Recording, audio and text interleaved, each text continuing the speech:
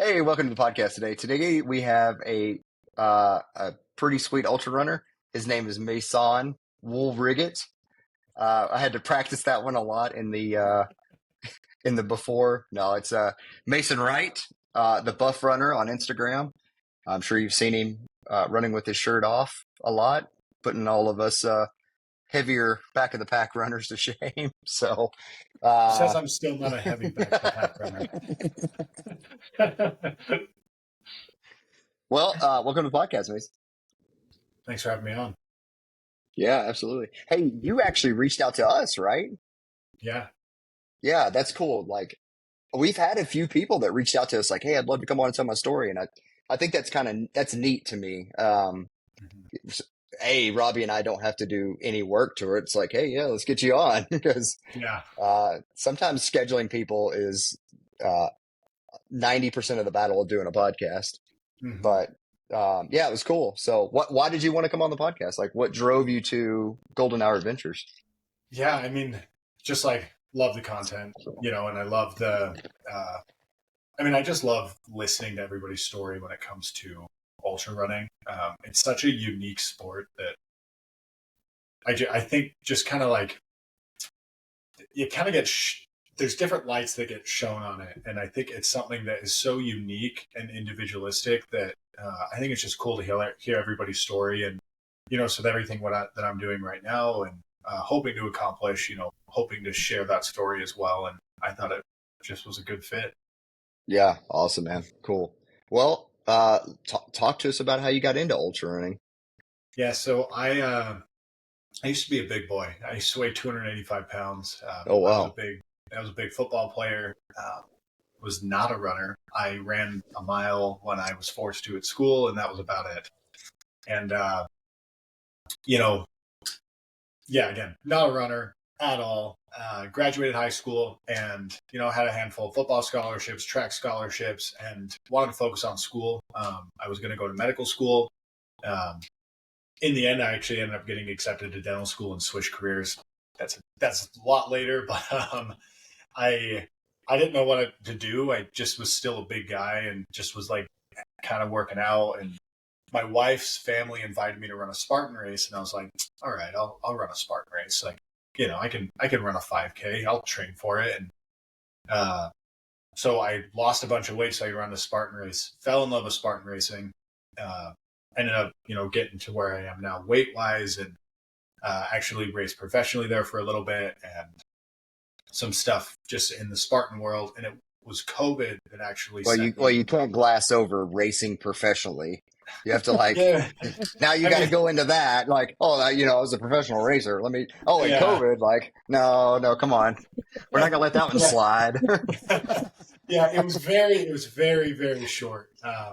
It was a very short stint. Like I did you know, just like ran a bunch of Spartan races, and then decided like, oh, hey, maybe I can do this at the next level. So uh, I did a couple of pro races. I didn't get very far with it. I did qualify and race in the world championship in 2019, and got 17th. But that again lasted just in 2019, and then COVID hit. So Yeah. that's why I glossed over. It was such a quick stint, Um, 17th in the world. That's yeah, just gloss right over but that. but yeah. So uh, losing my train of thought. COVID hits, and I just kind of like didn't really know what to do. And right before COVID, is things were kind of shutting down. Races are starting to be canceled. My buddy just got done river rafting the Grand Canyon, and he did the Colorado all the way down, and then they just hike out the Grand Canyon, and they go down to Phantom Ranch and hike out. I was like, oh, dude, that'd be really cool to run the Grand Canyon. I knew nothing about ultra running at the time, and he was like, dude, go do it. So 3 weeks later, I just packed a bag and went and ran the Grand Canyon. Fucked Nice. me up. Um, it totally fucked me up, but that is what started because I absolutely fell in love with it. And from there, most of what I have done has been personal, like not sanctioned races. I've actually only done one official ultra, quote unquote. Really.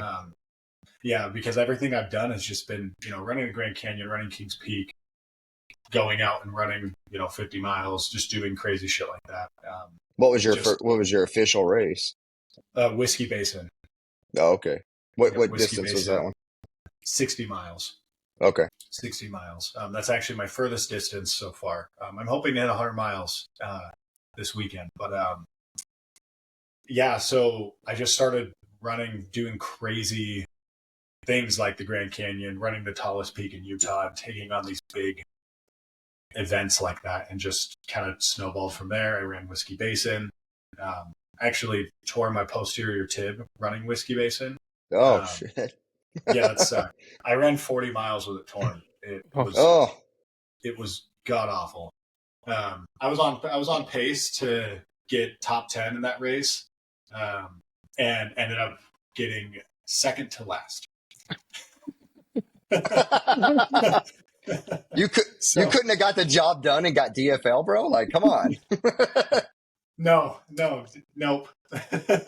Nope, I failed in that department. But yeah, it was rough, man. It was rough. I hobbled for 40 miles, tore at mile 20, and I hobbled for 40 miles. I feel like it was a good, true introduction to like the actual, like doing actual races. There's a different Yeah. atmosphere to it,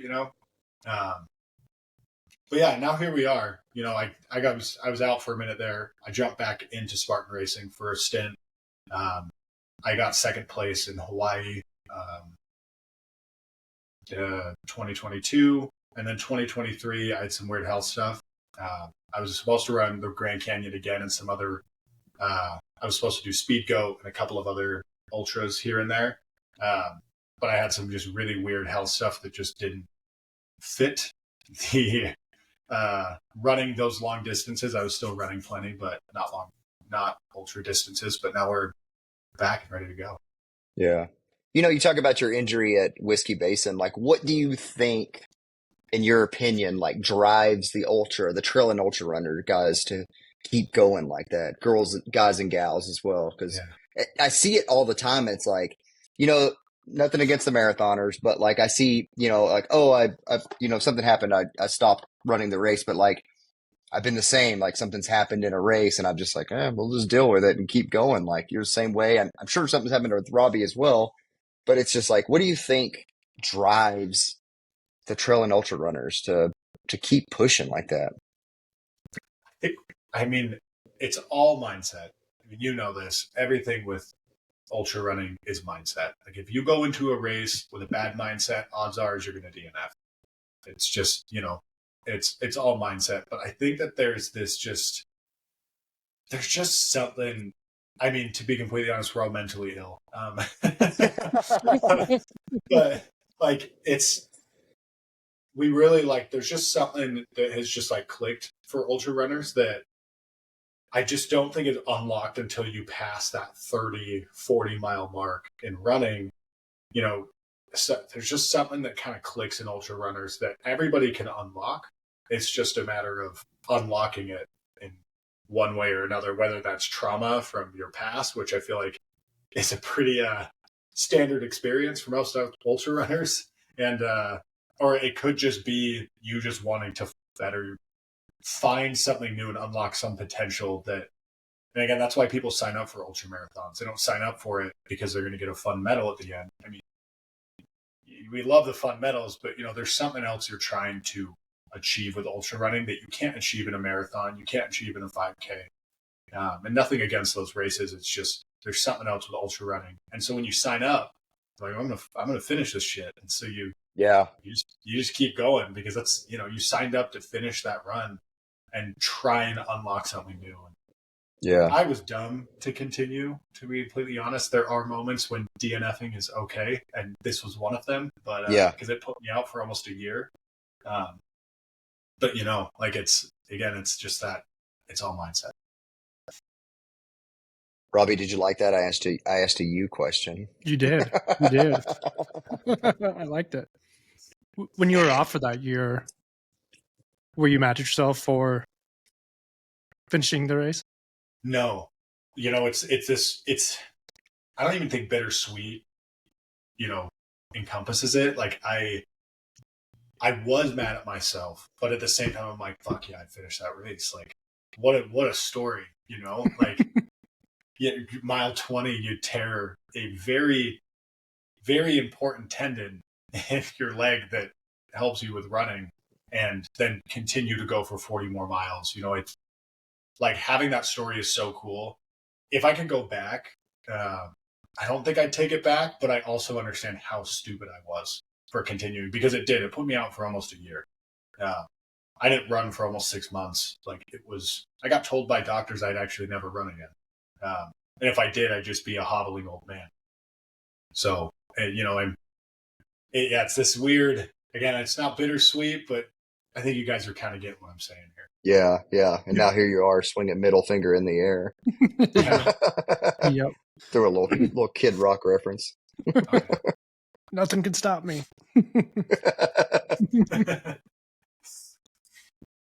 Well, talk about you got back into Spartan, and then like where did that go past the start Spartan? Yeah. So 2022, I jumped back into Spartan. I knew I wasn't ready to get back into ultra running. 2021 was my injury. Just again, like, your posterior tib is, I mean, it is usually something that puts people out forever. I did a bunch of rehab and a bunch of stuff. You can't get surgery on it. It's just something you just have to deal with the pain. But if you do enough rehab and therapy, it'll kind of fix itself if you do it right. Which now I'm all good and we're golden. But I knew I wasn't ready to jump into running 50 miles, 100 miles, whatever at that point. And so I was like, I need to continue racing. So let's jump into some Spartan races. So that's my bread and butter. I'm the buff runner. And so it fits really well because I might not be the fastest guy on the course, but I am one of the strongest on the course. So Spartan works really, really well for me because I might not outrun them, but the second we get to the 300-pound tire flip, I flip the tire and they're there for 10 minutes trying to flip the tire. So I can catch up in those moments. Yeah. And so, I just went back because it was my bread and butter. I was good at it. But now, ultra running is just, I love it. I love running. If I could run for 24 hours a day, every day, forever, I would. But we all know that's obviously not possible. And so, it kept me busy. That was kind of the whole point, was to keep me busy, keep that competitive edge going.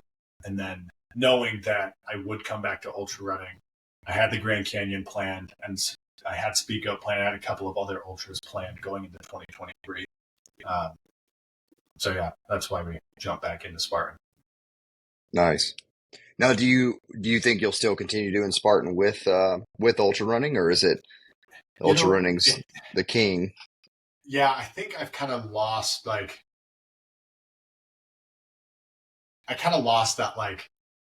desire to run Spartan races, if that makes sense. Like, it's kind of the same thing over and over again, if that makes sense. Ultra running, there's always something new, and not that there isn't new courses I can run and different things like that. I just think I'm just kind of over the sport. I've had my moment. But with ultra running, there's just so much to explore and so much to do, and I feel like that kind of leads into what I'm doing now with, Project 3434 and doing all these different things. Like, shit, I could run across the whole country, like, these are things that you just like, there's always something. It feels like bigger with ultra running. And I love that. Like, I'm always searching for that, like, next big thing to accomplish. And Spartan, it's kind of fizzled out. There isn't exactly, besides, trying to win it all. I know that's never going to happen. I'm just not that fast. I weigh over 200 pounds. Like, I understand my limits. And so I've kind of like capped out there, if that makes sense. Backing up a little bit, when you were at your heaviest, like what did you do to lose all your weight? I mean, part of it was being in school and being super poor. Poor ass college student that can't afford to eat food. But, it was just working out, running. I've always been very into nutrition. I'm actually currently doing my clinicals to become a dietitian. that was my career switch there that I talked about at the beginning. But yeah, so nutrition's been a really big thing for me. So I just really dove into the nutrition and making sure I was eating the right foods, eating as much of the right foods as I could. Again, being a poor college student, there's limits to all of this, but and then just exercising. I just ran and I lifted, and that's what I have continued to do since then. Is I run and I lift. Again, the nickname Buff Runner came from some friends back home in Utah, and they gave it to me because I go out and I'll run, do these crazy shit, but then I can go deadlift 500 pounds. I can rep 315 on bench. Like, I'm able to lift really heavy weight and also run. Yeah. And I think having that muscle mass helps so much with weight loss. I think people I know this is kind of a side tangent, but people get hyperfixate on the cardio with weight loss. And in reality, if you really want to lose weight, you need muscle mass to increase your basal metabolic rate. So you burn more calories from when you do cardio, you're going to burn more calories, which does make nutrition during ultra marathons much more difficult for me. But we make it work. But yeah, so that combination of running and lifting, just eating the right foods. Sweet. You talked a little bit about your project coming up. Let's jump into that.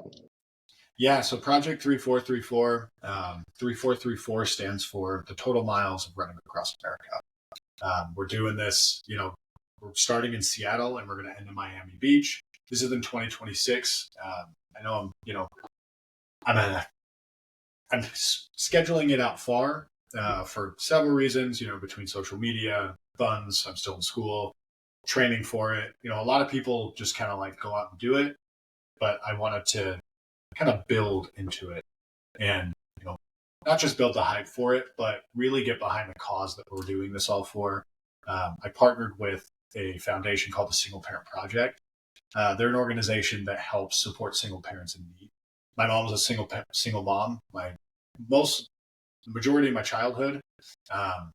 She got remarried when I was 8, but he ended up passing away a few years later. So again, the majority of my life has been, I've had a single mom. And so it's something where I've seen how hard single parents work, and being able to give back to that in some way, because it's something that, like, my mom's not asking me to, repay her or get back to that, but I feel like it's just something that I need to do.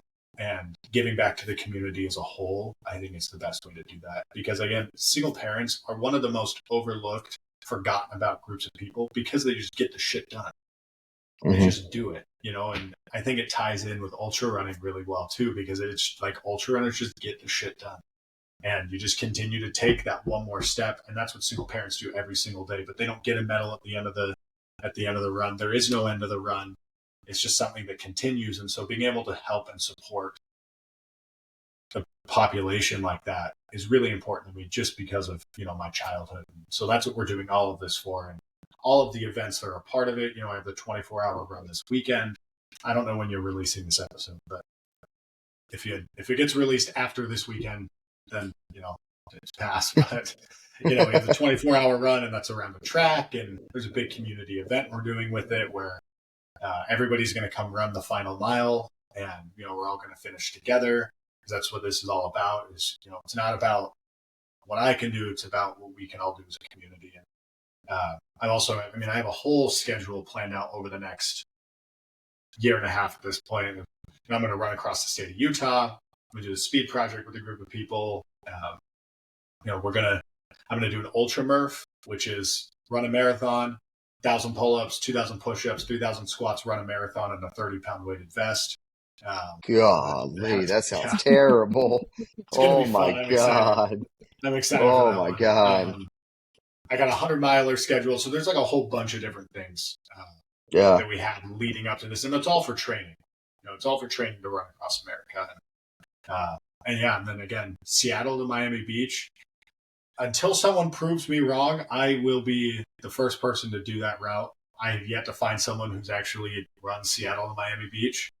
Everybody does LA to New York, all these different things. There's one guy who's done something similar, but it's not quite the way that I'm going. And so until someone proves me wrong there, I haven't found anyone. But as of right now, I'll be the first person to run from Seattle to Miami Beach across the country. What made you choose that route? I sat down and I asked my wife, I was like, because I thought of this and I was like, I want to do this. Like, I need to do this. And I went to my wife and I was like, what do you want to do before we have kids? Because we don't have kids yet. I was like, is there anything you want to do? And we talked about it for a minute. And I was like, well, I want to run across America. Can I do that? And she goes, only if I can leave it. And she was like, only if I can live in Miami while you do it. Because she loves Florida. I don't like Florida. I was like, all right, cool. I'll run to Florida. Like, easy enough. But I didn't want to run through Texas. I don't like Texas. And everybody who's run across America that's gone through Texas has just horror stories of running through Texas. There's been a couple of people who have been hit by cars. Like, a lot of the deaths that happen running across America happen in Texas. So I'm just like, I don't want to run through Texas. Well, I love Seattle. That's one of my favorite places. Let's do that. So that's how it happened. It was just like, my wife wanted to live in Miami and I didn't want to run through Texas. So the best way to avoid it was to run from Seattle. So that's why we picked it. That's fair. Yeah, there's no like real meaning behind it. I just picked it and we went with it. And you have, go ahead. What states are you going to run through? Oh, there's 14. Let me see. Washington, Idaho, Montana, Wyoming, Colorado, Nebraska, Missouri, Arkansas, Tennessee, Alabama, Georgia. I'm missing some. Florida, obviously. I'm missing a few because there's some it's just corners of the state. Like, I go through the state for like maybe 50 to 100 miles. I think there's one state that I'm only in for like 5 miles. So weird things like that. There's 14 states we pass through though. I think Mississippi's on there. I think again that's a little corner, but yeah, the big ones are Washington, Idaho, Montana, Wyoming, Colorado, Kansas. Well, how did I forget Kansas? Kansas is a huge chunk of it. Kansas, Alabama, and Florida. Those are the really big ones that I'm in for like anywhere from like 3 to, I think I'm going to be in Montana for almost 14 days. Wow. Because I'm almost, it's almost 600 miles in Montana, give or take. So it's such a freaking huge state. Yeah. What is the desire to run across the U.S.? Like, where did this come from? I mean, I understand you said that like the foundations and stuff like that, but like, there's got to be something underlining. A part of it is I've followed Transcon runners for years. The first person I found was Hella Sidibe. I always say his last name wrong. Do you know who I'm talking about? Mm-mm. He's the guy who has that crazy run streak that's like 7 years long. Oh my gosh. Okay, look him up. Just look up Hella Good. You'll find him on Instagram. Okay, yeah. I know Hella Good. Okay. Yeah. Okay, yeah. So I found him when he ran across America. I found him on like day 2. I was like, oh, that's freaking awesome. So I watched him and, Robbie Ballinger and William Gouge was who really sparked the desire to do it, because I watched those guys. I'm like, damn, that'd be so cool to do that. Like, just to be able to just go out and just run every day for 2 months and be able to experience the landscape of the United States. Like, that would be unbelievable.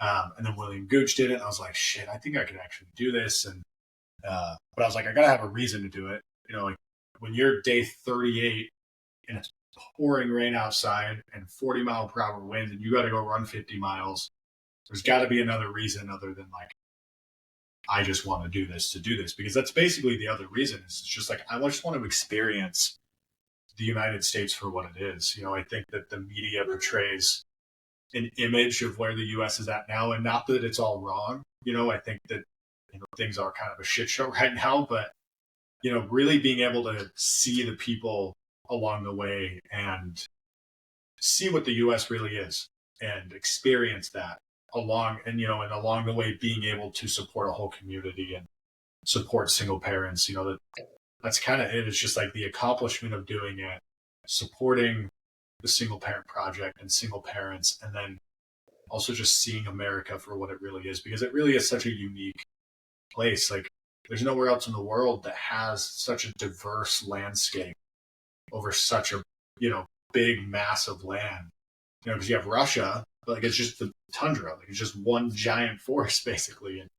But in the U.S., you get the Northwest, and for my route, you get the Northwest into the Rocky Mountains, through the Midwest, down through the savannah, through the swamp, and down into the beach. It's such a cool, such a beautiful country when you really think about it. So getting to experience that, I think it's just awesome.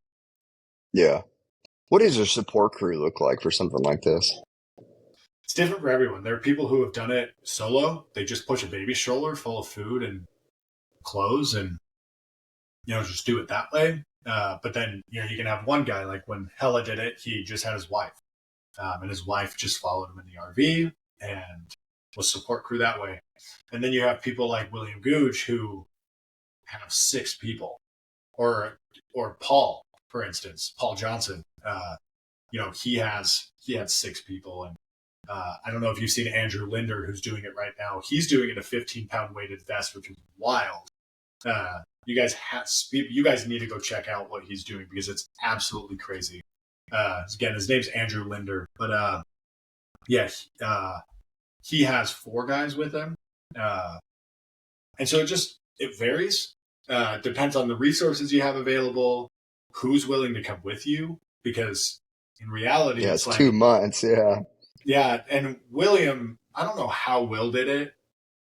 I don't know where he got his money and different things along those lines to make it happen, but his crew cycled out every 2 weeks. That would get so expensive. Flights to these random ass airports in the middle of the U.S. Again, I don't know how he pulled it off, but he pulled it off. But that's rare. It's very rare that that's something that can happen. So you really have to find people who can take 2 months of their life. Because my goal is to do it in 69 days. Yes, it's for the joke. It's also because my birthday and my best friend's birthday and my birthday are 69 days apart. So I'm starting on his birthday, ending on my birthday. And also I want to do it in sub 70. But, again, it's 2 months. You have to find a crew that can do it. So my goal is to have 3. I want to have 3 people. I don't think you need more than that. You have one person who runs errands during the day in areas that you can.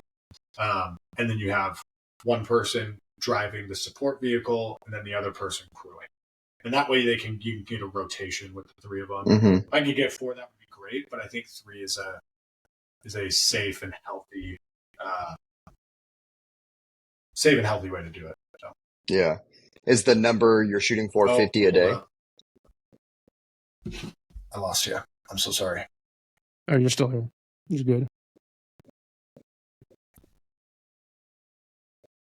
Can you hear me? Technical difficulties happen all the time. Yeah, you're still here. You're good. And it just disconnected the whole thing. Sorry. We're good. No, you're good. Is the goal to run 50 a day? Yep. 49.7 is what I have to run, because it's 3,434 miles on the current route. That's going to change, but that's where we're at. And so, 49.7 miles per day is what the goal is. So I'll run 50. There's going to be days I only run probably, 35. It's just what happens. But then there's going to be days I crank out 68. It just depends on where you are. Like when I'm running through the Rocky Mountains in Montana, it's obviously going to be a lot harder than when I'm running downhill through the swamps of Florida. It's going to be a lot. Those differences. But so you make it up over time. But the average will be 50 per day is the goal. Cool. Man, it just sounds like training for that would just be so hard. It's like, how do you train for something like that? So I've picked Brett. So I had a chance to run with Paul. I ran 30 miles or 33 miles with Paul. I had a chance to run a whole day with Andrew.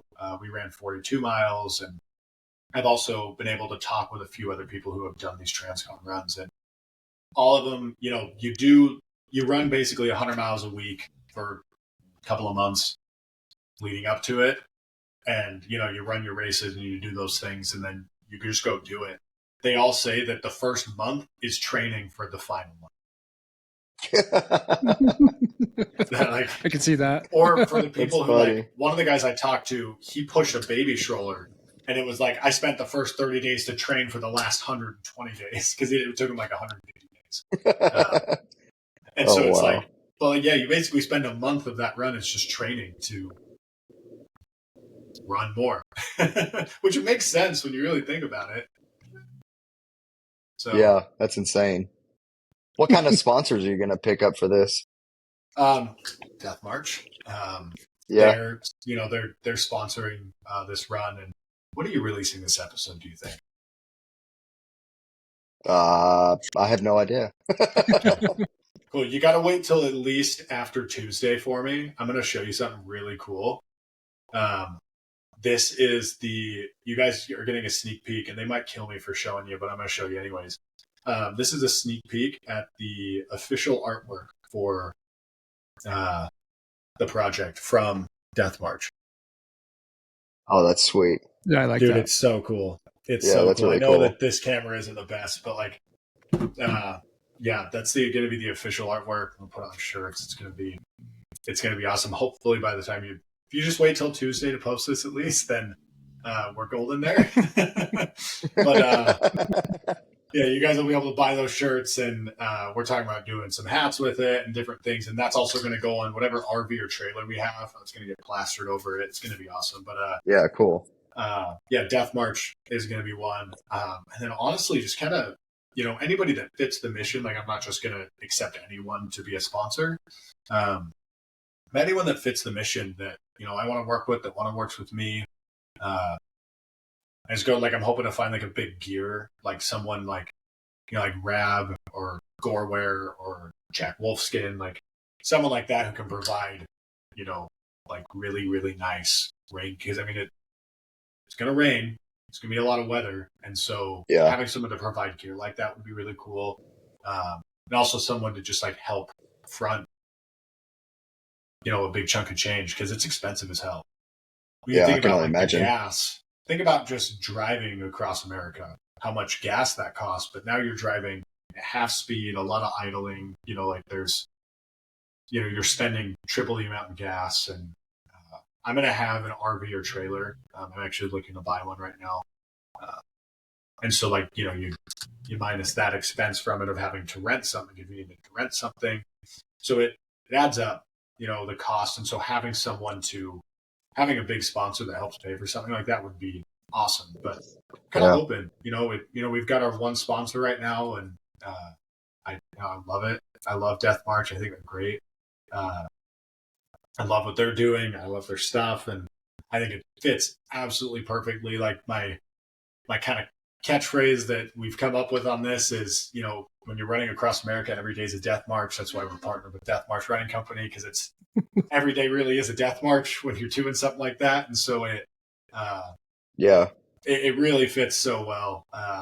I'm excited that they're excited to be a part of this. And, I have my own supplement company, MYB, that will, do a little bit with it as well. And depending on where that's at the time will depend on other things. And, but kind of, open to kind of whoever, wherever, and whoever kind of fits what we're doing. Well, hopefully somebody listening to this podcast has a connection and can hook you up. Yeah, hopefully, the CEO of Nike is just listening to this and will sponsor the whole run. Or they're just if On is listening, because that's my favorite running shoe. So if On wants let's to be fair, it's this, mine and Robbie's mom. But so it's shoes are huge too. I don't know how I didn't even talk about shoes. Having a shoe sponsor would be massive. On is my favorite, and so I would love even if they just threw me some pairs of shoes, that'd be awesome. But Are proceeds from those shirt sales going to go to the foundation? Yes, $10 of every shirt will go to the single parent project. They're selling for $34.34 fitting, and $10 of every shirt gets donated. So I ask that everybody donates, and if maybe donating directly to a foundation, you'd rather your money go somewhere else. I get it, penny pinching. You'd rather get something for what you're spending. That's a great way to donate, is to buy a shirt. You get an awesome shirt with awesome artwork, and you're also getting to donate to a foundation at the same time. So that's a great way to donate. When we get a little bit closer to the run, MYB will have some stuff there as well, where when you buy some of our products, we'll be donating straight to the single parent project. So there's going to be so many ways to donate. Obviously, I'd love donations, straight to the single parent project, but there's going to be so many ways to donate as we go along. Yeah, cool, man. They're kind of fun. Do you have a goal in mind as far as like the amount of donations you'd like to get over the 3 years or 2 years that you're doing? $100,000. Okay, cool. Is the goal. Yeah, we're obviously not near there, but like with anybody who does something like this, all the donations come in at the end. Like that's, you look at Paul, like Paul raised like $350,000 in like 4 days in his last couple of days running across America. And that's just how it goes. People want to see you do it before they donate. But we're going to do it. So we'll hit that number. awesome, sweet. Well, I have a very important question that we've kind of missed a couple times, Robbie. I feel like we need to ask this one. I feel like Mason's got the answer. In all your running adventures, tell us an embarrassing story. Oh man. Well, we could talk about the times that I've shit myself, but we've all shit ourselves running. Man, embarrassing. Let me think. I'm trying to think of all the stupid things that I've done.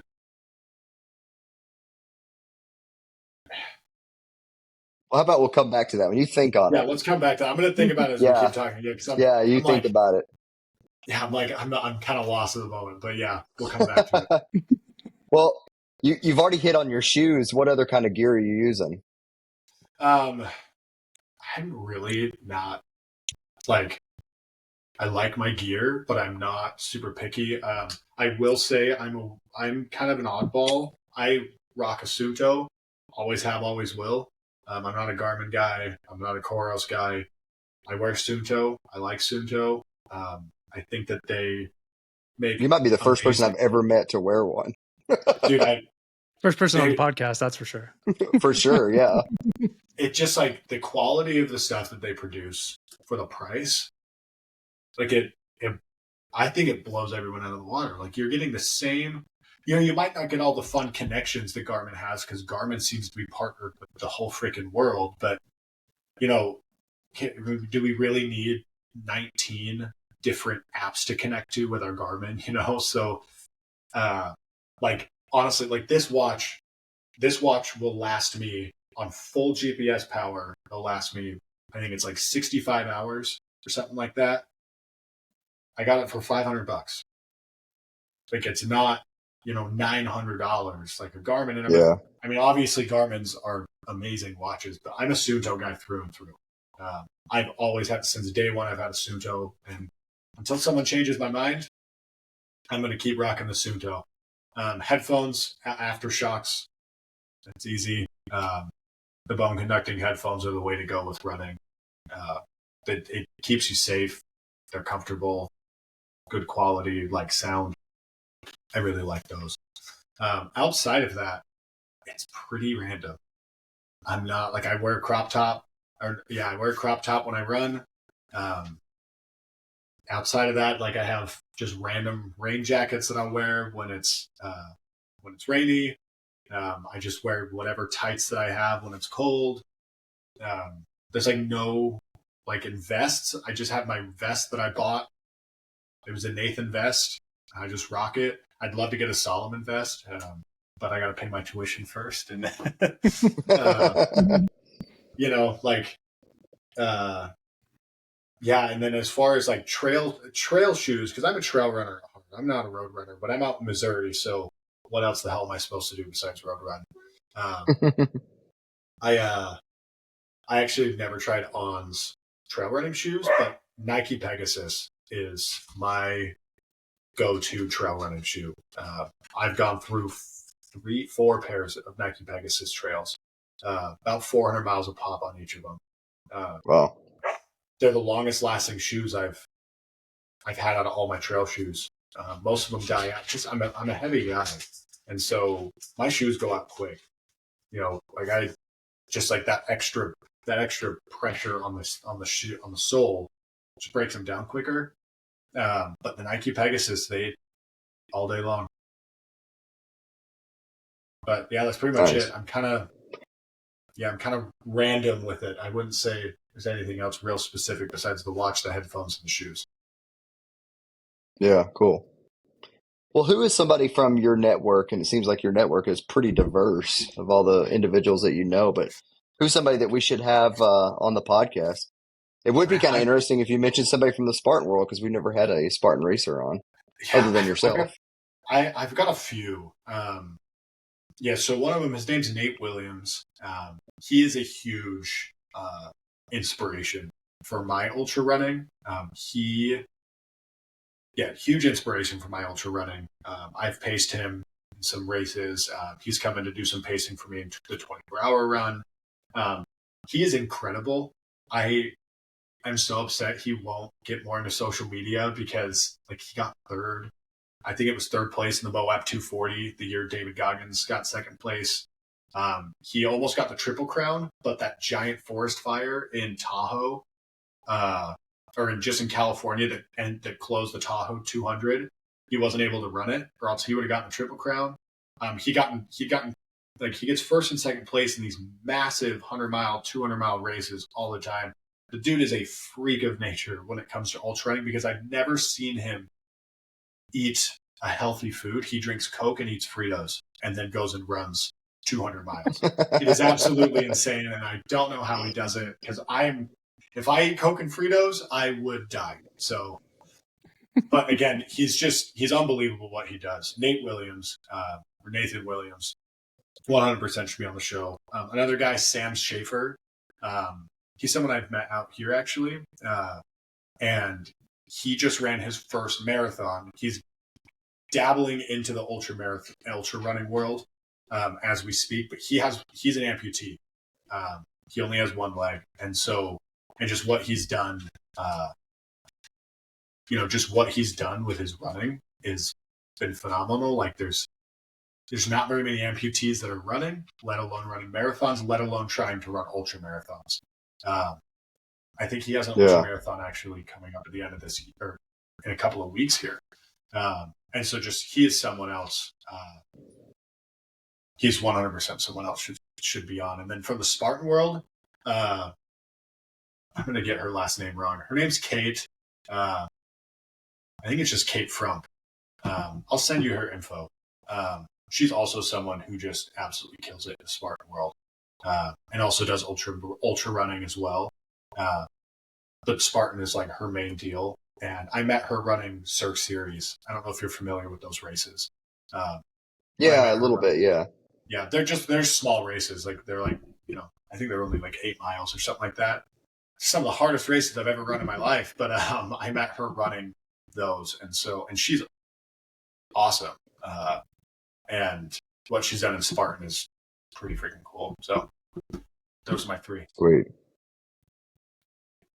Well, you've had time to think on it, so now you have your embarrassing story.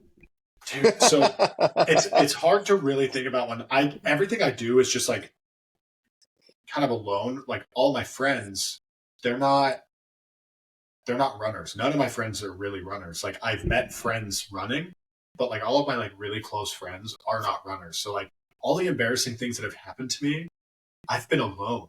So it's not really embarrassing because no one has witnessed the embarrassing things that have happened, between shitting myself and, different like falls and like, oh yeah, I just again, I've been very, very lucky that the embarrassing things that have happened to me have happened with no one in sight. So I didn't have to be embarrassed because it was over. So That's well, if it's awesome. embarrassing to you, it's got to be embarrassing to us. Yeah. Fair. I mean, honestly, though, like the majority of things that have happened, yeah, I would say just shitting myself. that's like, it's just that's the most, I feel like that's one of the most embarrassing things that can just happen to a person. Doing it while running and then having to continue running because you have to get to where you're going. That's it for me. That's the best. That's awesome. Well, Mason, where can people find you? Where can people find the project? Your websites? Yeah. Go ahead and shout it out. Yeah, so Buff Runner on Instagram, Buff Runner on YouTube. I post on TikTok, but you can go follow if you want. Buff Runner as well. YouTube and Instagram are my go-tos. I have a website, buffrunner.com. On there, you can find the project. You can't miss it. It's a giant map of America of my whole thing. You can't miss it. It's one of the first things that you see. But yeah, you can read about the project there, who we're working with, what we're doing, our upcoming races. You can donate to the Single Parent Project there. You can also go to the singleparentproject.com or just singleparentproject.com and donate, or .org and donate there.